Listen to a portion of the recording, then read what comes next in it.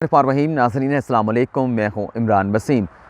आज की इस वीडियो में दो ख़बरें आप नाज़रीन के साथ डिस्कस करेंगे। पहली ख़बर में हम बात करेंगे जब वज़ीर आज़म इमरान ख़ान की जानिब से शुगर स्कैंडल की बाकायदा तहकीकात का हुक्म दिया गया, इंक्वायरी का हुक्म दिया गया। इस इंक्वायरी के आगाज़ के बाद जहांगीर तरीन खामोशी से पाकिस्तान से लंदन रवाना हो गए। लेकिन जहांगीर तरीन के लंदन रवाना होने से कबल उनकी ना वज़ीर-ए-आज़म इमरान ख़ान के साथ कोई मुलाकात हुई, ना ही टेलीफोनिकली कोई रब्ता हुआ। लेकिन अब ज़राए की जानिब से बताया जा रहा है कि जहांगीर तरीन और वज़ीर-ए-आज़म इमरान ख़ान के दरमियान ना सिर्फ राब्ते बहाल हो चुके हैं, बल्कि जहांगीर तरीन की जानिब से गवर्नेंस के मामलात पर वज़ीर-ए-आज़म इमरान ख़ान को अक्सर व बेशतर मशवरे भी दिए जाते हैं। तो ये जो राब्ते बहाल हुए हैं वज़ीर-ए-आज़म इमरान ख़ान और जहांगीर तरीन के दरमियान, इन राब्तों की डिटेल आप नाज़रीन के साथ हम शेयर करेंगे। दूसरी खबर में हम बात करेंगे पीडीएम की नाकामी पर। पीडीएम की जानिब से वज़ीर-ए-आज़म इमरान ख़ान को मुस्तफ़ी होने की जो 31 जनवरी की डेडलाइन दी गई थी, वो डेडलाइन आज ख़त्म हो रही है। डेडलाइन के ख़ात्मे में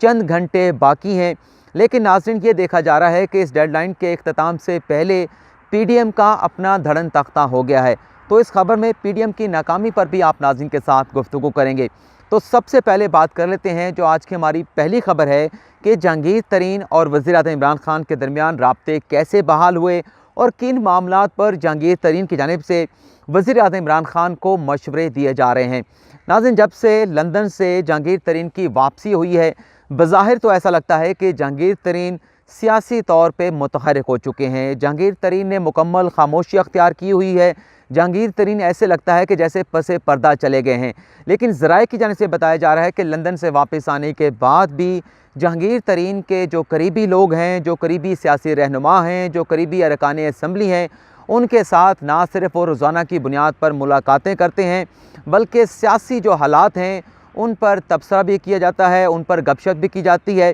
इसके साथ साथ जहांगीर तरीन रोज़ाना की बुनियाद पर जो उनके ताल्लुक़ वाले ब्यूरोक्रेट्स हैं, उनके साथ भी मुलाकातें करते हैं। ज़राए की जानिब से बताया गया है कि पाकिस्तान तहरीक-ए-इंसाफ़ में तरीन की जो मुखालिफ लॉबी है, जिसमें आज़म ख़ान शामिल हैं, शहज़ाद अकबर शामिल हैं, असद उमर शामिल हैं, इस लॉबी की आज भी ये कोशिश है कि इमरान ख़ान और जहांगीर तरीन के दरमियान जो फासले पैदा हुए हैं, ये फासले उसी तरह से बरकरार रहें। जहांगीर तरीन और इमरान ख़ान के दरमियान माजी के जो ताल्लुकात थे, वो ताल्लुकात उसी तरह से दोबारा बहाल ना हो सकें। लेकिन ज़राए की जानिब से बताया जा रहा है कि लंदन से वापस आने के बाद जहांगीर तरीन और वज़ीर-ए-आज़म इमरान ख़ान के दरमियान रवाबत बहाल हो चुके हैं। ना सिर्फ रवाबत बहाल हो चुके हैं, बल्कि सियासी और गवर्नेंस के मामलात पर अक्सर व बेशतर जहांगीर तरीन वज़ीर-ए-आज़म इमरान ख़ान को मशवरा भी देते हैं और ये मशवरा टेलीफोनिकली पैगामात के ज़रिए वज़ीर-ए-आज़म इमरान ख़ान को दिया जाता है। और ज़राए ये भी कन्फर्म करते हैं कि ये जो मशवरे जहांगीर तरीन की जानिब से वज़ीर-ए-आज़म इमरान ख़ान को दिए जाते हैं, उन मशवरों में से अक्सर पर मिनवन अमल भी किया जाता है। ज़रा ये बताते हैं कि हालिया दिनों में कुछ अर्सा पहले जब चीनी की कीमतों में दोबारा से इजाफ़ा होना शुरू हुआ, तो जहांगीर तरीन की जानिब से वज़ीर-ए-आज़म इमरान ख़ान को बिलवास्ता तौर पे मैसेज भिजवाया गया। पैगाम ये था कि जहांगीर तरीन का वज़ीर-ए-आज़म इमरान ख़ान के लिए कि ये जो चीनी की कीमतों में दोबारा से इजाफ़ा होने लगा है, ये कीमतें इसी तरह से बढ़ती चली जाएंगी। पाकिस्तान तहरीक-ए-इंसाफ़ की हुकूमत को, वज़ीर-ए-आज़म इमरान ख़ान को चीनी की कीमतों के बढ़ने के दौरान जो है वो फ़ौरी तौर पे एक्शन लेना चाहिए।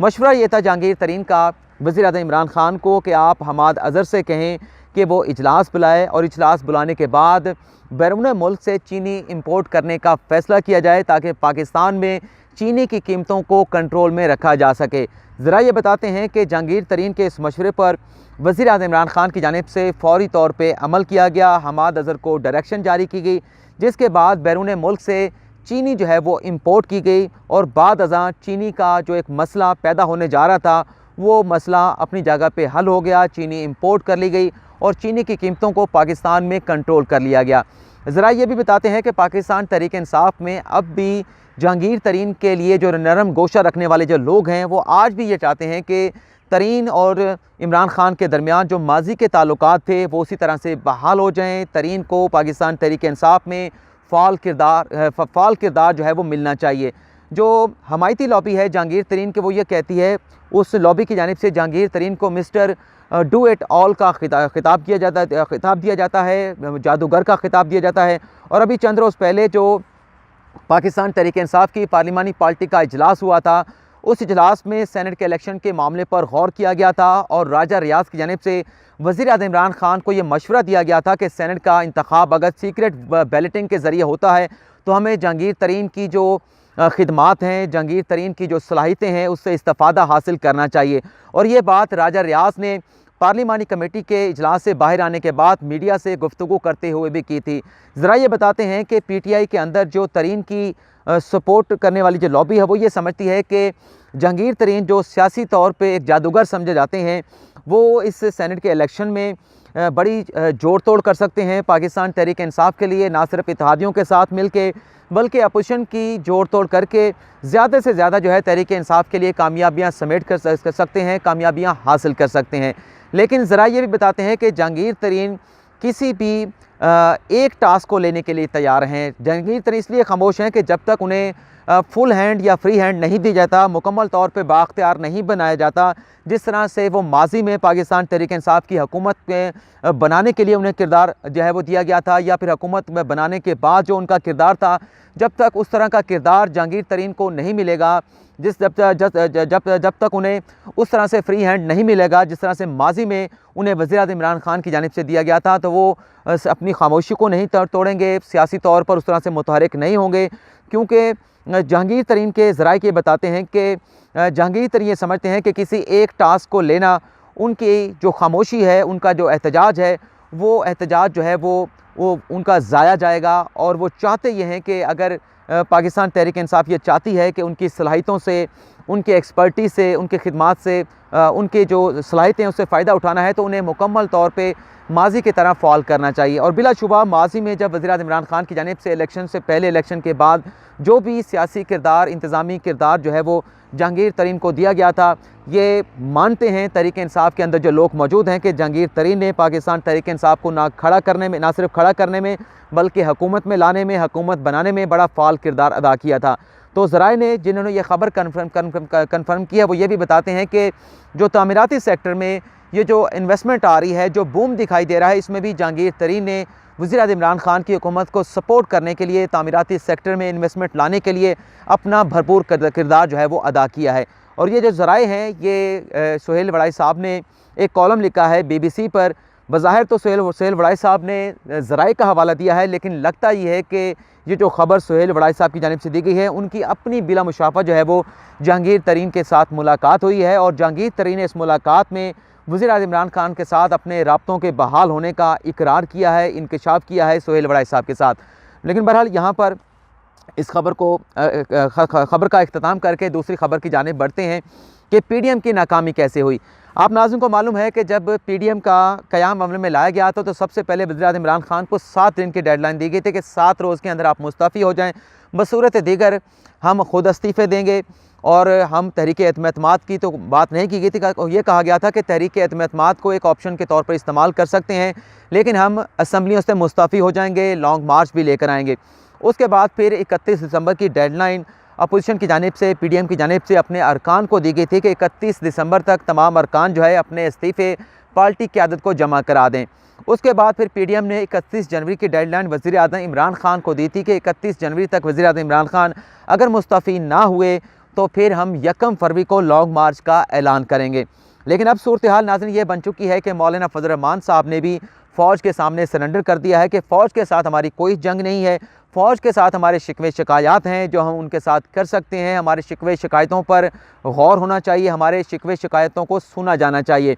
लेकिन पाकिस्तान पीपल्स पार्टी ने शुरू में ही कह दिया था कि हमने इस्तीफ़े नहीं देने, हमने कौमी असम्बली से भी इस्तीफ़े नहीं देने, हमने सूबाई असम्बली को तहरीर भी नहीं करना, सूबाई असम्बलियों से भी इस्तीफ़े नहीं देने। लेकिन जैसा कि मैंने आपको इंट्रो में बताया कि इस डेडलाइन के ख़त्म होने में चंद घंटे बाकी रह गए हैं, पीपल्स पार्टी तो इस्तीफ़ों से पीछे हट गई, लेकिन अब मुस्तफ़ी नवाज़ जो है वो लॉन्ग मार्च से पीछे हटती हुई दिखाई दे रही है। गुज़िश्ता रोज़ मुस्तफ़ी नवाज़ के सीनियर रहनुमा एहसन इकबाल ने मीडिया के साथ गुफ्तगू करते हुए ये बात की कि अगर ज़िमनी इलेक्शन में मुस्तफ़ी नवाज़ कामयाब हो जाती है, अपोजिशन कामयाब हो जाती है, तो इस सूरत में हमें लॉन्ग मार्च करने की ज़रूरत नहीं पड़ेगी, हमें लॉन्ग मार्च करने की ज़रूरत नहीं होगी। तो एहसन इकबाल के इस बयान के बाद लगता ही है कि शायद PDM जो है वो लॉन्ग मार्च के हवाले से भी जो है वो मखमसे का शिकार है, शशोपंज का शिकार है। हेजिटेशन जो है वो PDM में बज़ाहिर दिखाई दे रही है, क्योंकि ये कोई बयान जो दिया गया है एहसन इकबाल की जानिब से, इसकी कोई मंतक समझ नहीं आती। और मुझे जहाँ तक लगता है कि सर्दी के सीज़न की वजह से जो ऐलान PDM ने किया था कि 1 फरवरी को हम लॉन्ग मार्च का ऐलान कर देंगे, आइंदा के हिकमत अमली का ऐलान करेंगे,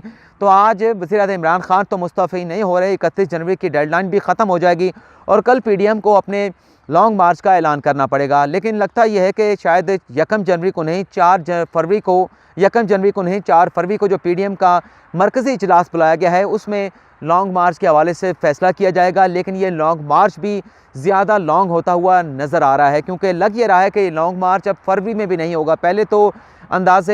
तो ख़बरें ये आ रही थी कि शायद फरवरी के मिड में या फरवरी के एंड में जाकर ये लॉन्ग मार्च किया जाएगा। लेकिन अब लग ये रहा है कि PDM में शामिल जो अपोजिशन की जमातें हैं वो ज़मीनी इलेक्शन में भी हिस्सा लेंगी। ज़मीनी इलेक्शन के बाद मार्च में सेनेट का इलेक्शन होगा और फिर सेनेट के इलेक्शन के बाद फिर देखते हैं कि PDM लॉन्ग मार्च के हवाले से क्या फ़ैसला करती है। लेकिन PDM की मजमूई तौर पर जो हिकमत अमली रही है हुकूमत के ख़िलाफ़ तहरीक चलाने के हवाले से, अब जो